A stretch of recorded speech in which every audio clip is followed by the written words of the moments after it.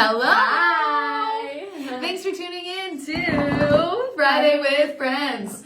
Friday with Friends is our opportunity to talk about what's going on in the market, answer any questions that we're feeling coming up a lot so that we can help, so that we can educate, so that if you have any real estate needs, you would know that and think of us for your realtor of choice. Exactly. And one question that I get a ton is misconceptions about those third-party websites. Yes. So things like Zillow, Trulia, Realtor.com, websites like those that aren't associated with the MLS, we get so many questions on. So that's what we're here to talk to you about today, because we want to bring you guys the questions that we're getting with our, active clients right now, so that we can educate you about what's going on in the market. Because when the way the market's moving, it's crazy, it's pretty fast. Everyone's, trying to find any property that they possibly can. There's a lot of things that are happening, so we want to make sure that you're hearing the answers so that there's not as much confusion too. Perfect. So also another way to phrase it, so think about a third-party website as a consumer-facing website. So it's not run by the MLS. It's not owned by a brokerage.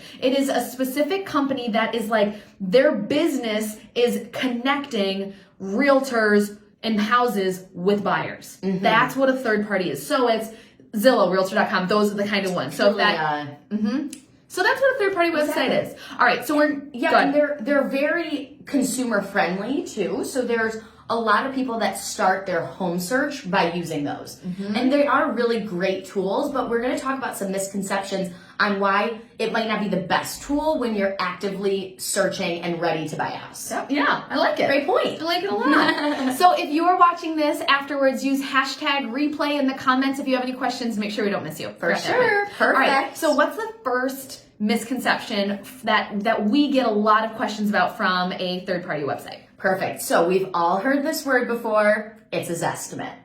And we get so many questions about what a Zestimate is. Now, basically, that is the estimate that Zillow specifically. This is specifically Zillow, but some of the third-party websites do have this kind of measurement. We're using Zestimate as the most famous one. Exactly. So Zillow basically takes a computer and looks at as much information as they can to come up with an estimate for that property. Whether it's on the market or not, it has a Zestimate. Yes. And then what they do is they put that out there for the world to see on the public page for that property. Mm-hmm. And you guys know it.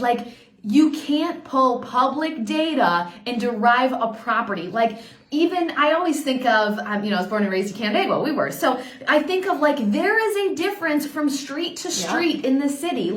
You can literally go from a $300,000, $400,000, $500,000 street to $100,000 street. So from street to street, Zillow and third-party websites don't know that. Yeah. They do not know that. So if you are using that as your determining factor of what your house is worth, you just can't. I heard the joke that I'm going to tell you because it's fun. Is they're called, so Zillow is that's why they're not called zigzags. Cut us a break.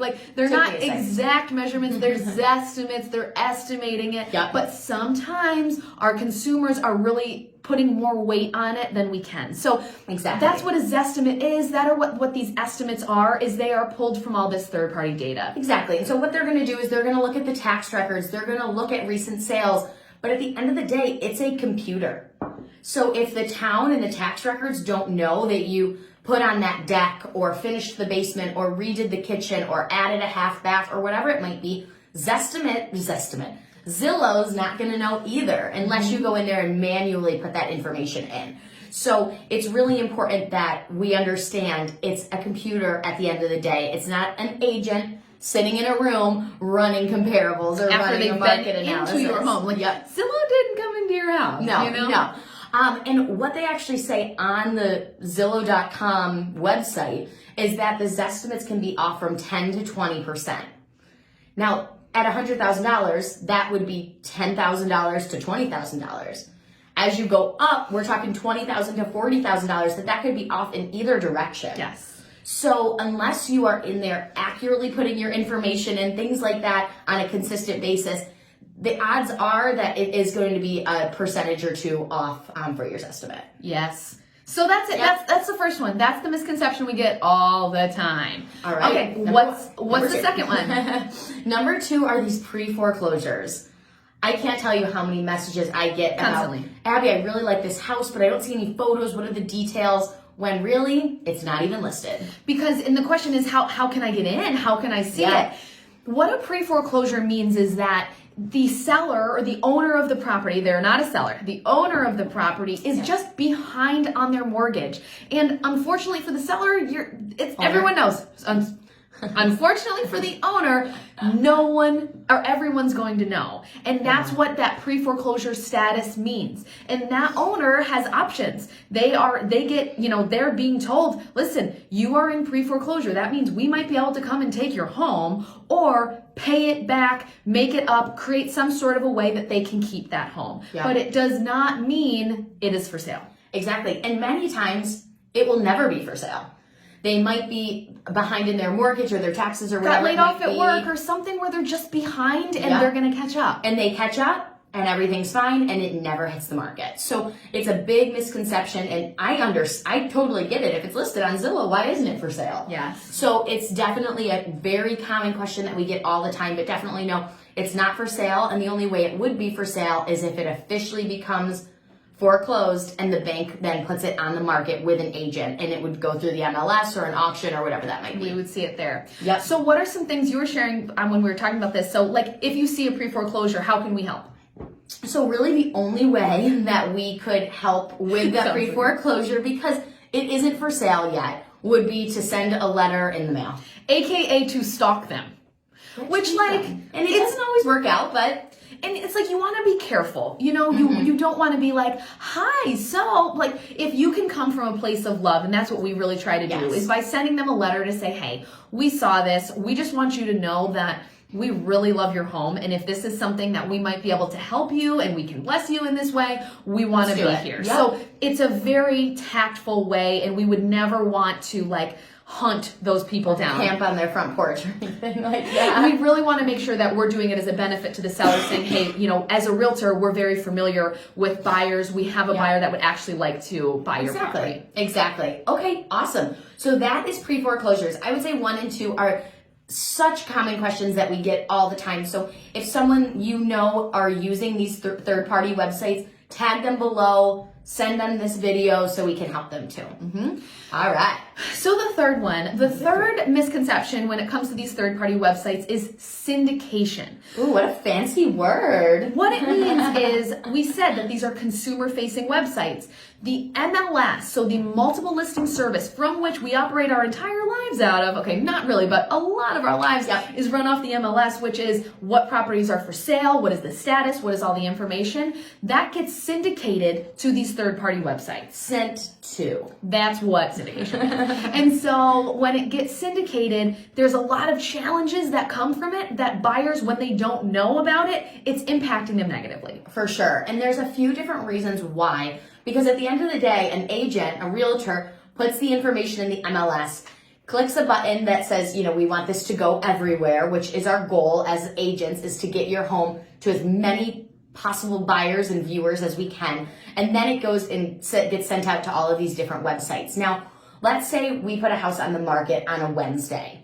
It could take up to like 24 to 48 hours. Now, they are getting quicker, but it could take a day or two to actually get to your Zillow, Trulia, or Realtor.com. And what we've been getting is a lot of phone calls. Let's say we put a house on the market on Wednesday and it's under contract by Thursday. Which, if you've been in the market, you are familiar. Yeah. That is not an exaggeration. You could get a new listing alert on Zillow and it's already sold. And so what we do with a lot of our clients that call and they say, wait, I just got it. How is it sold? It just came through Zillow. But it didn't just come on the market. But it didn't. And so what we then do is help get them set up with an MLS search. That is the only way to get notified the second things hit the market. Yes. And we do that so often. So if you're out there looking on a third-party website, let us know. We can support you. We can help you. We want to make sure it is timely information is so important in this market right now. It is. The other thing that's a problem sometimes with syndication that can be a challenge is the accurate information. So we on our team have a very specific protocol. So while third-party websites can be a challenge, we also know that's where a lot of buyers are showing up, and we want to make sure that any property we are marketing has accurate information. However, it doesn't always happen. So we go in and manually check, but there are situations where the agent doesn't, and it comes over saying it doesn't have AC. It's like the right box wasn't checked. There was some sort of glitch. They're not getting all of the remarks that we're putting in there that is adding value to the consumer, but it's not in there. Yep. And if some agents aren't triple checking, or they don't have the systems in place to go to Zillow, Trulia, Realtor.com and triple check that all the information is correct, it might not be accurate. And again, we are pouring over all of the third-party websites because central AC could be a deal breaker for a buyer. So we need to make sure that information is accurate right away. But not everyone does that. And so if they're just relying on the syndication process, some things might be inaccurate. Yes. All right, and the last one, the final misconception when it comes to third-party websites is the realtor and the agent that is associated with the listing. So if you have a third-party website, okay, here's how they make money. They say, real talk, guys. Real talk. Here's how they make money. They say, we have all of these eyeballs. Would you like to pay for advertising? To realtors. We say, hey, realtors, we have all these eyeballs. Would you like to pay for advertising? And that way, anyone who's interested in this property, if they click the button, they will get to you.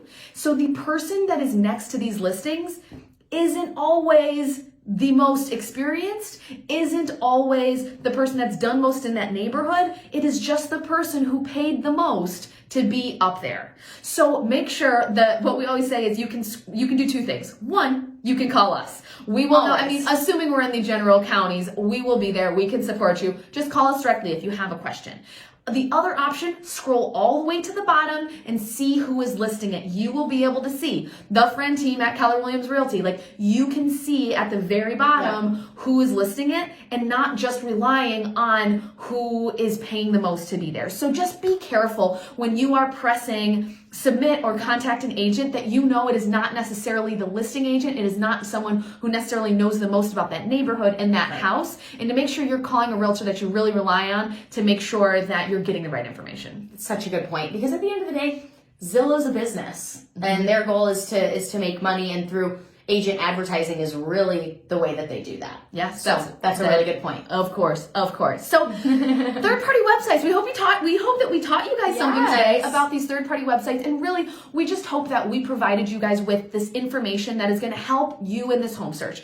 Manage your expectations, manage how you are consuming the content that is coming from these websites, because there's a place for them. They're fine. They're great. Do the realtors have most up-to-date information? Heck yes. But are they very consumer friendly? So if you want to be on there, we understand that. Just make sure you know what you're looking at. You're getting the information as timely as you possibly can, and you're connecting in the right way with your realtor so that you can either set up a time to see it, ask for more information, etc. Yeah. Make sure all the information is accurate, all of that good stuff. So yes, if you do know anyone that's currently searching for a home and you know that they are using these websites instead of maybe having that MLS search with the accurate information set up, tag them, send them to us. We'd love to get them set up on that search so they have all the correct info. Yes. Okay. So thanks for tuning in today to Friday with Friends. Sorry, I was behind. Should we do it again?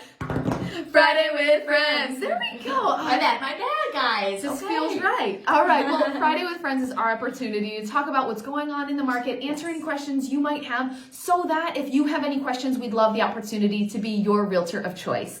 As always, you always know where to find us. friendonyourside.com. That's our website. Check us out. Send us a message. Anything we can do to help, we're always here. Sounds good. Bye, guys.